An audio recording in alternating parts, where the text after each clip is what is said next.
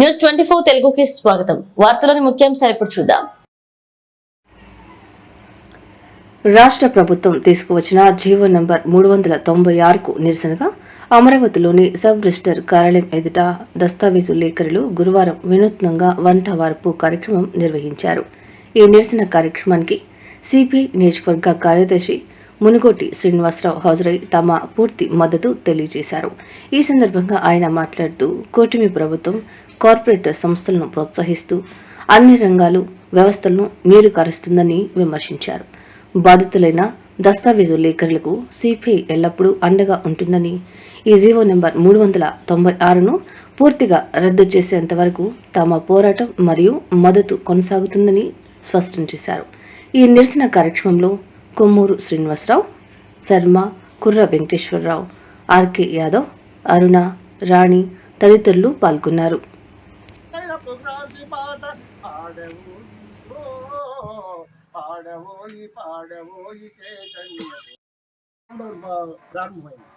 కూలింగ్కి వెళ్ళిపోతున్నారు. అది ఈ మధ్యలో ఏమీ లేదనుకుంటే మళ్ళీ మీ అందరి మీద పడ్డారు. ఇది సరైన పద్ధతి కాదని ఒకసారి మా పార్టీ తరఫున కూడా రాష్ట్ర పార్టీ కూడా నిర్ణయం తీసుకుంది.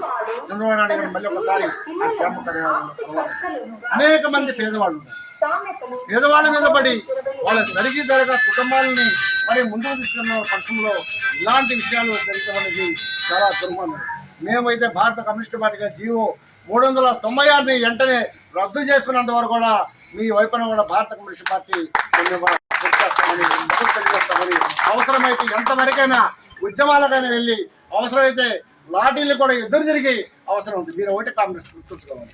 మీరు ఎక్కడ కూడా భయపడిన అవసరం లేదు. ఇక్కడ మరి ఇక్కడ ఎవరు కూడా ఏమి చేసేది ఏమి, ఎందుకంటే మనం ఒక మాట మీద ఉండాలి. ఈ మాటలో భాగంగానే మనకి యూనియన్లు ఉంటే, ముందాక మన రామకృష్ణ చెప్పినట్టుగా ఇంకా ప్రజా సంఘాలు ఉంటే వాళ్ళ మద్దతు కూడా మనం కోరుకోవాల్సిన అవసరం ఎంత సమయం. ఇప్పుడు ఒక తెలిసి ఇక్కడికి మీ కాడికి వస్తే, నాలాంటి తెలియని వాళ్ళు వస్తే అనేక విధాలుగా ఈ డాక్యుమెంట్స్ తయారు చేయాలంటే మీరు అనేక రకాలుగా చెప్పే అవకాశం ఉంది. కానీ అక్కడ మీ ఆ సేవా కార్యక్రమంలో పెట్టుకుంటే ఆ కార్పొరేట్ సెక్టర్ అప్పచెబితే వాడు ఎన్ని చెబుతాడా, చక్కగా ఉండేమంటాడు, డాక్యుమెంట్ పంపిణీ సరిగ్గా ఉండేమంటాడు, ఇష్టమైతే తీసి పక్కన పెడతాడు. కానీ మీ దగ్గర ఒక న్యాయమైన విధానం ఉంది.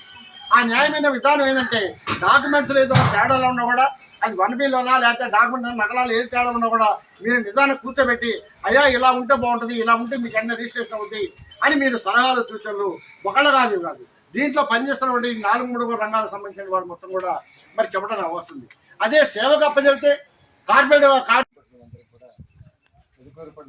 భారత కమ్యూనిస్ట్ పార్టీ నియోజకవర్గ కాంగ్రెస్ అంటే మీ అందరికీ సోదరి కాంగ్రెస్ అనుకునే కమ్యూనిస్ట్ పార్టీ నాయకులు కాకుండా ఉద్యమాలు లేకపోవటమే ఈనాటి ప్రభుత్వం మొండిపోయింది. ఈ రాష్ట్రంలో నిరంకుశ విధానం ఎన్నికల సమయంలో కల్లబొల్లి మాటలు చెప్పి అనేకమైన వాగ్దానాలు ఇచ్చి మరి ఈ రోజున జరగకుండా జరిగి ఇక్కడ దస్తావేజులో కాదు మరి డాక్యుమెంట్ మొత్తం అంతా కూడా వైద్యస్తున్నటువంటి కూడా రాష్ట్ర వ్యాప్తం కూడా మరి ధర్నాలు నిర్వహిస్తున్నారు. అనేక రూపాల ఉద్యమాలు చేపట్టడం జరుగుతుంది. కానీ వీళ్ళందరికీ ఏది ఉందో ఆ నాయకత్వం మొత్తానికి కూడా తెలుసు. ఇది అన్యాయము, అక్రమం, ప్రైవేట్ శక్తులకు ఇవ్వడం కట్టుకుంది ఈనాటి కూటమి ప్రభుత్వం. ఇది చాలా దుర్మార్గమైన విధానం.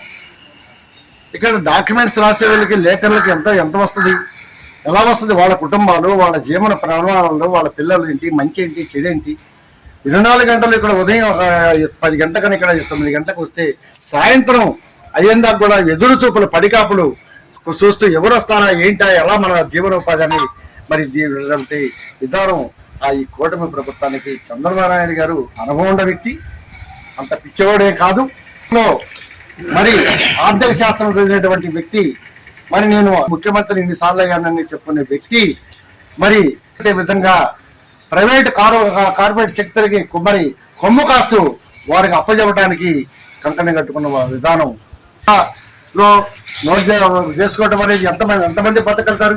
ఈ రోజుల్లో లక్షల మంది, చాలా మంది ఈ విధానాన్ని జీవో మరి ప్రవేశపెట్టి 397వ జీవో ప్రవేశపెట్టడం అనేది చాలా దుర్మార్గమైన రాష్ట్ర వ్యాప్తంగా చూసుకుంటే 296 కార్యాలయాలు వాళ్ళ దగ్గర కూడా మొత్తం కూడా ఇది ఉన్న పరిస్థితి ఏర్పడుతుంది.